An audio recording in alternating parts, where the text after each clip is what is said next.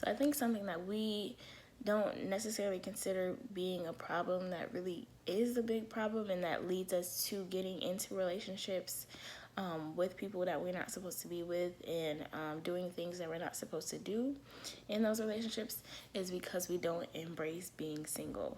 And it's hard because society tells us that, you're not worthy yet, or you aren't doing nothing if you aren't married yet.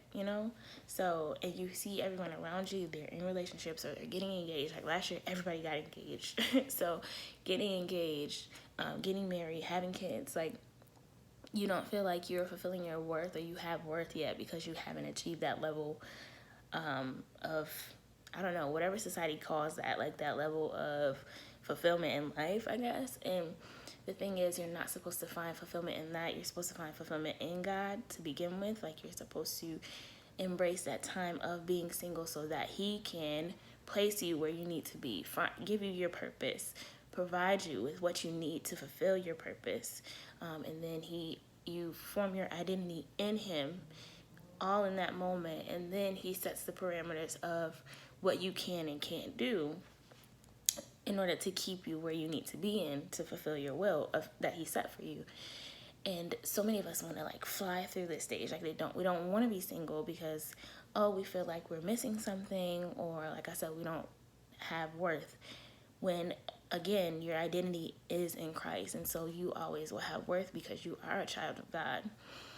In that you can't, develop your purpose, or it's difficult to develop your purpose when you're worried about doing other things like building a relationship and being married and having kids. It just makes it harder. And so I think it's so easy for us to feel like we need to get past this stage already. Like, we spent 18 years being single, now it's time to be in a relationship. And it's like, no, you are still developing, and this is such a key part of our lives. Like, in our, teens and our 20s and stuff, we're still learning so many things about ourselves and our experiences, and hopefully finding Christ and realizing what He set out for us. And so it's hard to do all of that while also trying to build a relationship with somebody who's also doing the same thing. And so that's why so many relationships, I feel, either they're crash course, like they rush into things and then they fall apart, or they never make it off the ground because we're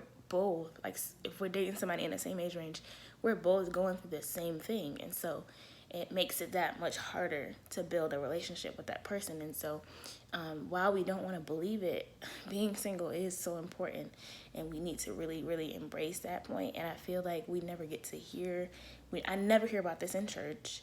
And I feel like I never hear it from other single people. It's always like people that are married that are like, oh yeah, you should, really enjoy being single. I wish I would have enjoyed being single now. And it's like, I feel like that's easier for you to say because you're already married. You already have that level of fulfillment, I guess, in relationships. So it's easy for you to tell me be single, so I think it's important for us as single people to realize why we need to be single and why we need to take this time to truly be alone with Christ and gain what we need to from Him, in order for us to kind of shift how society views things and how society makes being single such a negative thing, and instead realizing how positive it is. And it's not about being free. Like, that's what you'll hear too from the rebels of society. They're like, oh yeah, be free. And that doesn't mean like, oh yeah, go have sex with a bunch of people and not learn really much about yourself, but just do a bunch of trial and error. I don't think that's the point of being single. But like I said, I think it's more so about you being alone with God, allowing Him to reveal things to you that you probably won't hear if you're distracted with somebody else, and allowing His love to fill you up instead of seeking that love or seeking that fulfillment from others who will never be able to fulfill you the way He will, as well as allowing Him to tell you what your purpose is and what, fulfilling His will for you. You can try to go out and find your own purpose. You can try to go out and let somebody else define your purpose. But if it's not in His will for you, it's going to fail. And so why waste your time doing that instead of just going to Him, spending time with Him, reading your scriptures, talking to Him, and things like that to grow in your relationship with God so that you can become established. He can tell you your purpose, and so that it'll work. It'll work if you let him tell you what your purpose is, because he knows he set this will for you. And so, like I said, why waste your time trying to figure it out on your own when you can just easily go to the source? So I think it's so important, like I said, to realize why you're single, what you should be doing in this time that you're single. And once you have become the person that he's ready for you to be, then he'll bring those choices, or he'll bring those people that you may spend the rest of your life with. And what better way to build a relationship than with somebody that is already fulfilled, somebody that is already anchored in their identity with Christ, and they're anchored in their relationship and things with Christ. And so it makes it so easier for us to, especially like women specifically, for us to find a man that is a leader and someone that is seeking Christ himself. And so that what he gives to you it'll all be pure and it'll all be honest, because it's coming from God himself. He's looking to God to get guidance on everything that he does. And so when he comes into your life, then it's clear that, okay, this is the man that I should give a chance with, because I know that his intentions are pure. I know that he is anchored in his identity and anchored in his relationship with Christ. And so it makes it that much easier for me to follow someone that has a lead like that. He's looking to God as his leader, and he's looking to lead me. And so it's so important for us women to find men that are leaders, and that are, seeking God for guidance. So if you learn to be single, and learn to take that time, which I am doing now, and it's a process. It's not easy. It's not easy to turn your love life over to God and to embrace being alone.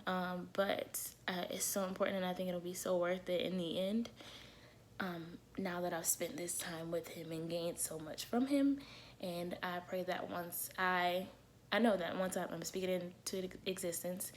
I know that once I am at the level where he feels like I am ready to be with someone, he's going to bring that man that is, like I said, ready to lead, and using God in creating God and putting God at the center of his life. And so God will be at the center of our relationship, and it will blossom because he's at the center of our relationship when we both look to him to help us progress into where we need to go. So that's all I have to say about that. I'm sure I'll say more about it later, because it's such a complex topic that I feel like we don't know much about, in that we don't feel as secure in as many other things. So anyway, put comments below how you feel about it, like, subscribe to the page, and all that good stuff.